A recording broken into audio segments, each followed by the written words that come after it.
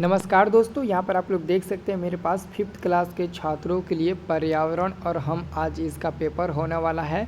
और आप लोगों को मैं पूरा क्वेश्चन बताता हूँ, बहुत अच्छे से आप लोग देख लीजिए। पूरा आपके पेपर में यही आएगा एकदम हूबहू, ठीक है ना। टाइम नहीं है, मैं आपको जल्दी से बता देता हूँ, आप लोग बस याद कर लीजिए। देख लीजिए दोस्तों, यहाँ पर छात्र या छात्रा जो भी है, लड़का या लड़की, अपना नाम लिख देंगे और यहाँ पर वर्ग क्रमांक लिख दीजिएगा। वर्ग क्रमांक यानी कि रोल नंबर लिख दीजिएगा। और यहाँ पर अपने अपने विद्यालय का आप लोग नाम लिख दीजिएगा और यहाँ पर अपने प्रखंड का नाम लिख दीजिएगा और यहाँ पर अपने जिले का नाम लिख दीजिएगा। और यहाँ पर सभी लोग संकुल का नाम लिख दीजिएगा। नीचे कुछ भी कहेगा लिखने के लिए, यहाँ पर आपको कुछ नहीं करना है, यहाँ पर कुछ भी नहीं लिखना है, ना ही सिग्नेचर करना है, ना ही डेट और डालना है आप लोग को, ठीक है ना। कुछ नहीं करना है, डायरेक्ट अब क्वेश्चन पर आइएगा। यहाँ पर देखिएगा लिखा गया है, इस प्रश्न पत्र में कुल 6 प्रश्न है। कुल 6 प्रश्न है, प्रत्येक प्रश्न का उत्तर देना अनिवार्य है। प्रत्येक प्रश्न के सामने उसके लिए निर्धारित अंक एवं निर्देश अंकित है।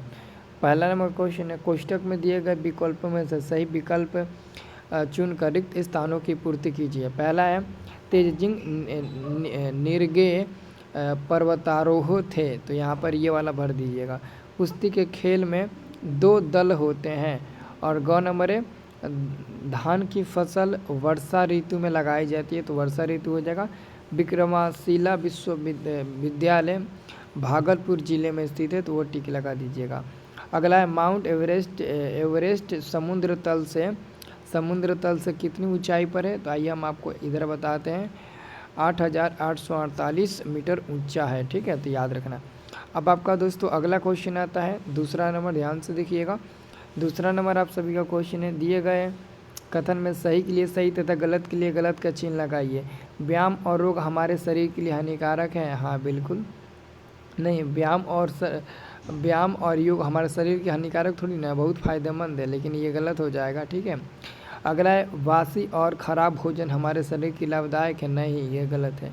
बबूल और कैक्टस मरुभूमि के पौधे नहीं हैं, ये भी गलत है। और अगला, सभी तंबाकू उत्पादक हानिकारक होते हैं, हाँ बिल्कुल होते हैं। अगला है, गुलमेहंदी के बीज फटकर या चटकर बिखरते हैं, हाँ ये भी सही है, ठीक है। तो पहला दूसरा तीसरा गलत है, चौथा पाँचवा सही है। अगला क्वेश्चन आपका दोस्तों तीसरा नंबर कह रहा है कि स्तंभ अ का मिलान स्तंभ ब से कीजिए। तो आपका स्तंभ अ हो गया, स्तंभ हो गया। क है देव सूर्य मंदिर, तो ये औरंगाबाद हो जाएगा, तीसरा नंबर। अगला रहट, तो ये हो जाएगा सिंचाई के साधन। गत का ये हो जाएगा मार्शल आर्ट, और ये हो जाएगा हवा में उड़ने वाले बीज, तो ये हो जाएगा कपास के बीज। और अगला है बोध गया, तो बोध गया महात्मा बुद्ध, आपका फर्स्ट हो जाएगा। तो ये सब हमने मिलान कर दिया।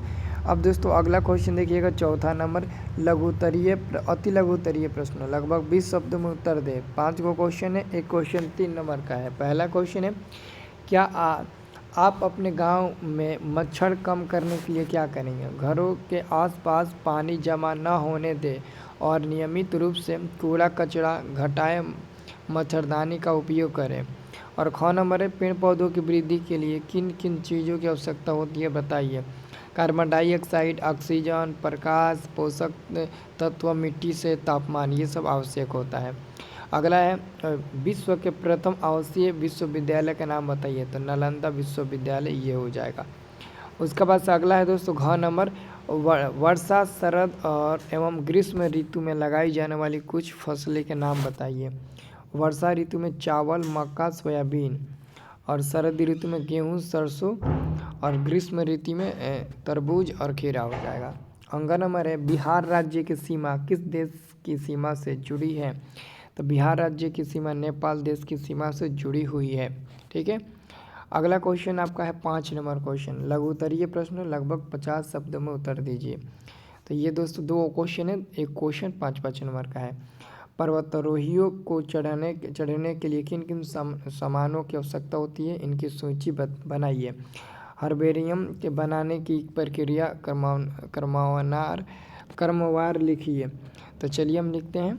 तो यहाँ पर देखिएगा दोस्तों, यहाँ पर लिखे हैं, हर्बेरियम बनाने की प्रक्रिया में पौधे का संग्रहण, उन्हें सुखाना और दबाना, कीटनाशक से उपचार करना, हर्बेरियम सीड पर लगाना और फिर टेबल लगाना शामिल है।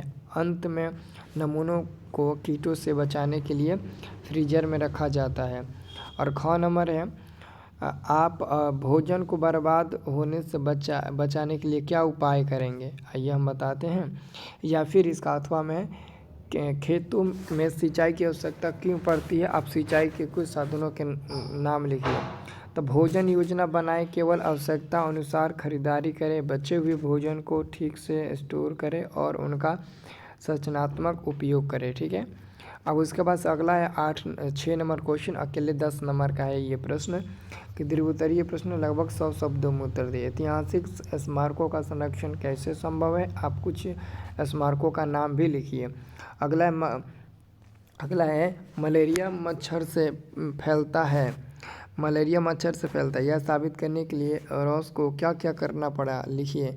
रोनाल्ड रॉस को कई प्रयोग करने पड़े जिसमें उन्होंने मलेरिया परजीवी के जीवन चक्र को मच्छर के पेट के अंदर विकसित होते देखा और अंततः परजीवियों के पक्षियों में फैलने का पता लगाया, जिससे यह सिद्ध हुआ कि मच्छर